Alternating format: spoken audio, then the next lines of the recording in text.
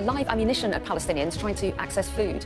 Footage obtained by the Associated Press appears to corroborate claims, but the organisation has rejected the reports. So, Liam and Noel Gallagher kick off their eagerly anticipated UK reunion tour tonight as Oasis perform at their first concert in almost 16 years in Cardiff.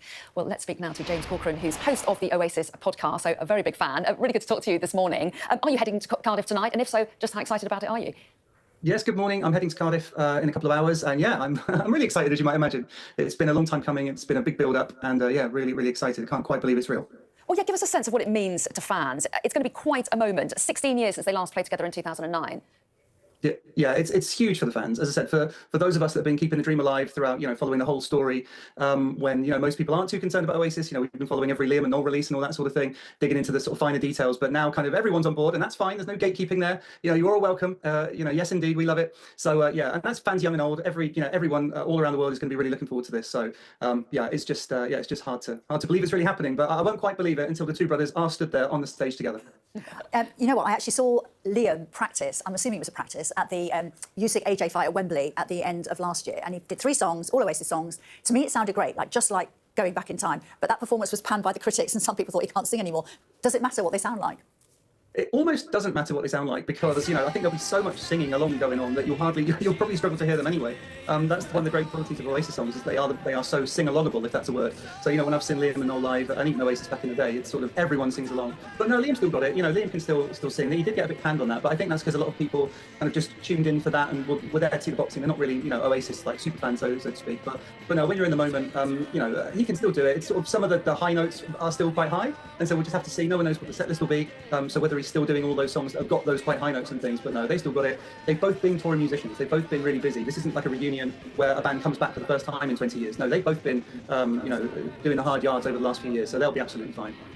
And how closely will you be watching the dynamic between the two of them after they've fell out for so many years? And do you think they're going to survive the tour, still getting on with each other all the way through?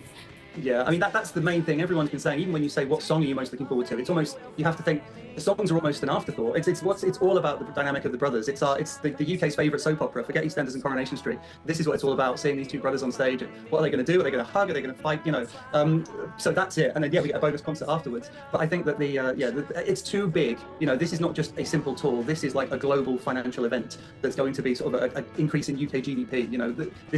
They can't mess this up. So whatever it takes, whether it takes separate jets and keeping them apart, it will have to happen just to make sure this thing happens. There's too much at risk. But actually, what we've heard, Noel was on TalkSport the other day saying, "Oh, I'm going to text our kid. I've just texted Liam." They're hanging out with each other's children and things like that. So it really does feel like the family's come together. It's not just kind of a cash grab and they're keeping separate. I hope not, anyway. Do you know what? That was going to be my next question. Do you think they're actually friends again, or they've been forced to be friends again because they want this tour to happen because they want the money? Well, let's not get away from the fact that Noel is a very shrewd operator. He's a very smart guy. He knows how to make a pound note. One of the other things that's been often talked about is apparently the publishing rights are coming up later this year. So what a prime time to kind of boost the Oasis brand value than when your publishing rights are about to come up. So so that there are sort of elements like that you can read into it. But yeah, I think that they are going to get on. They've both grown, they've both matured. Liam especially, seems a very very different person than he was 15 years ago. He's a lot more sort of mature, and he talks about being zen and that sort of thing. He occasional slip of the tongue, but no, he's I think they'll be fine. Fingers crossed. But I don't mind anyway. I'm seeing them first night, so I just hope as long as they stay together for my gig, we're okay. Yeah, I'm sure they can manage that. James Corcoran, have a great time tonight, and maybe you can come back on sometime and tell us all about it. But for the moment, thanks very much indeed. Thank you.